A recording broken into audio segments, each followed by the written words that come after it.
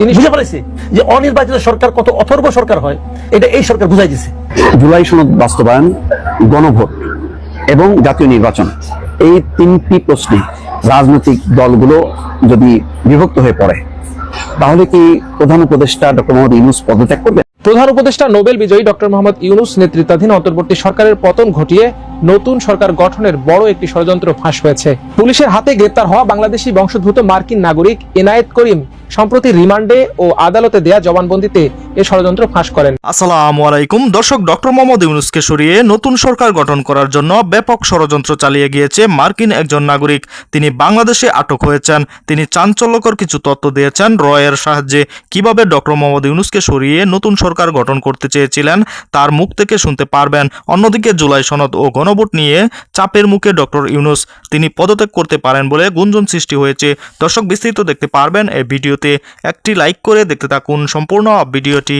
ইউনূস নেতৃত্বাধীন অন্তর্বর্তী সরকারের পতন ঘটিয়ে নতুন সরকার গঠনের বড় একটি ষড়যন্ত্র ফাঁস হয়েছে।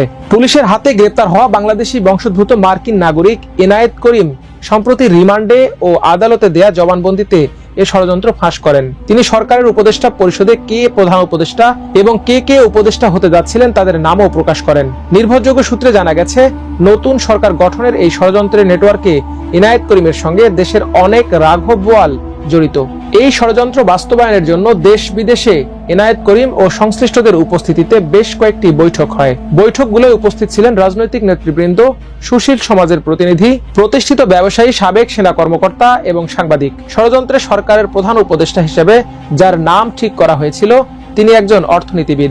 সূত্র আরও জানায়, এনায়েত করিম জবানবন্দিতে তার সাম্প্রতিক বিভিন্ন গুরুত্বপূর্ণ বৈঠকের কথাও উল্লেখ করেছেন। তিনি বঙ্গভবনে রাষ্ট্রপতি শাহাবুদ্দিন চুপ্পুর সঙ্গে সাক্ষাৎ করেছিলেন বলেও জানা গেছে। এছাড়া অন্য একটি সূত্রে জানা গেছে, শেখ হাসিনার ঘনিষ্ঠ আওয়ামী একটি ব্যবসায়ী গ্রুপ ষড়যন্ত্র বাস্তবায়নে এনায়েত করিমকে 6 কোটি টাকা দেয়। রিমান্ডে ও আদালতে দেয়া জবানবন্দিতে এনায়েত করিম নতুন সরকারের উপদেষ্টা পরিষদের যেসব সদস্যের নাম প্রকাশ করেন, ইতোমধ্যে তাদের বিদেশ যাত্রায় নিষেধাজ্ঞা জারি করা হয়েছে। সন্দেহ করা হচ্ছে, গত বৃহস্পতিবার সাবেক বিএনপি সরকারের প্রতিমন্ত্রী এহসানুল হক মিলনকে বিদেশ যাত্রায় অনুমতি না দেওয়ার পেছনে এর সংযোগ থাকতে পারে। মিলন গতকাল শুক্রবার সংবাদ সম্মেলন করে তাকে কেন বিদেশে যেতে দেয়া হয়নি সরকারের কাছে তার কারণ জানতে চান। এর আগে বৃহস্পতিবার এহসানুল হক মিলন অবশ্য গণমাধ্যমকে জানিয়েছিলেন তিনি পুরনো পাসপোর্ট নিয়ে গিয়েছিলেন, সেখানে মিলন নামটি লেখা ছিল না। তার এই ভুলের কারণে বিমানবন্দর থেকে তাকে ফেরত পাঠানো হয়েছে। এনায়েত করিমের জবানবন্দিতে উল্লেখিত ষড়যন্ত্রের কথা এমন এক সময় ফাঁস হয় যখন দেশে এক ধরনের অস্থিরতা চলছে। ঐকমত্য কমিশনের সুপারিশ বাস্তবায়ন নিয়ে সরকার ও রাজনৈতিক দলগুলোর মধ্যে বিরোধ লক্ষ্য করা যাচ্ছে। একে অপরকে আক্রমণ করে বক্তব্য দিচ্ছে। প্রধান উপদেষ্টা ডক্টর মোহাম্মদ ইউনূস আগামী জাতীয় সংসদ নির্বাচন বানচালের চেষ্টা হতে পারে আশঙ্কা ব্যক্ত করেছেন। তিনি নির্বাচন চ্যালেঞ্জিং হবে এবং হঠাৎ করে আক্রমণ চলে আসতে পারে বলেও আশঙ্কা প্রকাশ করেন। অর্থাৎ এনায়েত করিমের ঘটনার মতো নতুন করে আরো ষড়যন্ত্রের আশঙ্কা রয়েছে। গত 13 সেপ্টেম্বর রাজধানীর মিন্টো রোডের ডিবি অফিসের সামনে সন্দেহজনক ঘোরাঘুরির সময় পুলিশ এনায়েত করিমকে চ্যালেঞ্জ করলে তিনি নিজেকে যুক্তরাষ্ট্রের গোয়েন্দা সংস্থা সিআইএ এর এজেন্ট ও এশিয়া অঞ্চলের পরিচালক বলে দাবি করেন। পুলিশ তাকে ও পরে তার সহযোগী গোলাম মোস্তফাকে গ্রেপ্তার করে 54 ধারায় আদালতে পাঠিয়ে 7 দিনের রিমান্ড দেয়। রিমান্ডে পুলিশের জিজ্ঞাসাবাদে এনায়েত করিম স্বীকার করেন তার সিআইএ এর এজেন্ট ও এশিয়া অঞ্চলের পরিচালকের পরিচয় ভুয়া। জিজ্ঞাসাবাদে তিনি আরও জানিয়েছিলেন 2014 সালে বিএনপি ভাঙার অ্যাসাইনমেন্টেও তিনি জড়িত ছিলেন। ডিজিএফআই এর তৎকালীন কর্মকর্তা ও ভারতীয় গোয়েন্দা সংস্থার যোগ সাজশে তিনি এই কাজ করেন। তিনি আরও স্বীকার করেন দেশে যখনই কোনো রাজনৈতিক অস্থিরতার অবস্থা সৃষ্টি হয় তখনই তিনি বাংলাদেশে আসেন এবং কিছু অর্থ বিনিয়োগ করে মোটা অঙ্কের টাকা হাতিয়ে নেন। এভাবে তিনি 2014, 2018 ও 2024 সালের নির্বাচনে বাংলাদেশে এসে তৎপরতা চালান এবং তৎকালীন ডিজিএফআই ও যৌথভাবে তাকে ভাড়াটে হিসেবে কাজে লাগায়। জুলাই সনদ বাস্তবায়ন, গণভোট এবং জাতীয় নির্বাচন, এই তিনটি প্রশ্নে রাজনৈতিক দলগুলো যদি বিভক্ত হয়ে পড়ে, তাহলে কি প্রধান উপদেষ্টা ডক্টর মোহাম্মদ ইউনূস পদত্যাগ করবেন? এমন একটা শঙ্কার কথা বলেছেন এবি পার্টির চেয়ারম্যান মুজিবুর রহমান মঞ্জু। গুরুত্বপূর্ণ বিষয়, কিন্তু এর আগে আপনাদের নিশ্চয়ই মনে আছে যে 3-4 মাস আগে তেমনই একটি রাজনৈতিক পরিস্থিতিতে ডক্টর মোহাম্মদ ইউনূস কিন্তু পদত্যাগ করতে চেয়েছিলেন।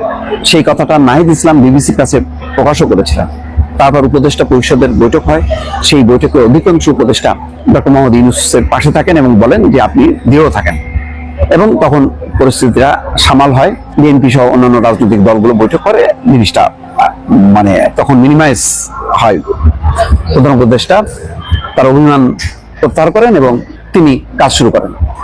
এখন পরিস্থিতিটা ওই 3-4 মাস আগের অবস্থার যদি বিবেচনা করা হয়, এখন পরিস্থিতি কিন্তু আরো নাজুক। যেমন গণভোট আগে চায়, বিএনপি চায় নির্বাচনের দিন, পার্থক্য। জুলাই সনদ বাস্তবায়নে সাংবিধানিক আদেশ চায় জামাত, এনসিপি। বিএনপি চায় যে এটা জুলাই সনদ কার্যকর করবে জাতীয় সংসদ, এই সরকারের সেই এখতিয়ার নেই। তাহলে অবস্থান কিন্তু একদম বিপরীতমুখী অবস্থানে। সেই অবস্থানটা বলছেন যে মুজিবুর রহমান মঞ্জু কি বলছেন, যে রাজনৈতিক দলগুলো ঐক্যমত্য পৌঁছাতে ব্যর্থ হলে নির্বাচন অনিশ্চিত হবে, এবং একই সঙ্গে ডক্টর মোহাম্মদ ইউনূস পদত্যাগ করে চলে যেতে পারেন। তিনি বলেন তখন পরিস্থিতি ভয়ানক জটিল হওয়ার আশঙ্কা আছে। যদি ডক্টর মোহাম্মদ ইউনূস পদত্যাগ করেন তাহলে পরিস্থিতি জটিল হবে, এই কথা তিনি বলছেন। এবি পার্টির পক্ষ থেকে আবারও বিদ্যমান পক্ষগুলোকে অহমিকা এবং তর্ক বিতর্ক ছাড়াই জুলাই জাতীয় সনদ বাস্তবায়ন সংক্রান্ত সুপারিশ কার্যকরে একমত হওয়ার আহ্বান জানান। ডক্টর মোহাম্মদ ইউনূস কিন্তু বলেছিলেন যে এরপর জুলাই সনদ তো হলো, এটার বাস্তবায়ন এবং এর বাকি প্রক্রিয়াগুলোর ব্যাপারে তিনি কিন্তু রাজনৈতিক দলগুলোকে বলছিলেন যে এখন রাজনৈতিক দলগুলো আলোচনা করে সিদ্ধান্ত নেই, তার কোনো সমস্যা নেই। কিন্তু সেই পর্যায়ে কি আছে? কোথায় এনসিপি, কোথায় জামাত, কোথায় বিএনপি? অন্তত এই 3টা রাজনৈতিক দলকে যদি ধরা হয়, আর বাকিগুলি তো আছেই। মানে এই কোন পক্ষ বিএনপির পক্ষে আছে, কোন পক্ষ, এর মধ্যে জামাত তো আনুষ্ঠানিকভাবে 8টা দলকে নিয়ে আন্দোলনও শুরু করেছে। এনসিপি তার সাথে যুক্ত না থাকলেও তার কার্যক্রম জামাতের পক্ষে।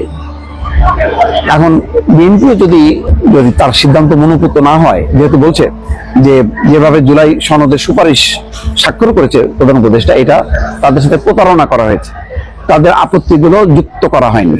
সম্মানিত দর্শক, সম্পূর্ণ ভিডিওটি দেখলেন, অবশ্যই বুঝতে পেরেছেন ভিডিওটি গুরুত্বপূর্ণ ছিল। দর্শক, আপনারা জানেন বাংলাদেশের শেখ হাসিনা পতনের জন্য কিন্তু যুক্তরাষ্ট্র দায়ী, এটি বারবার শেখ হাসিনা বলে আসছে।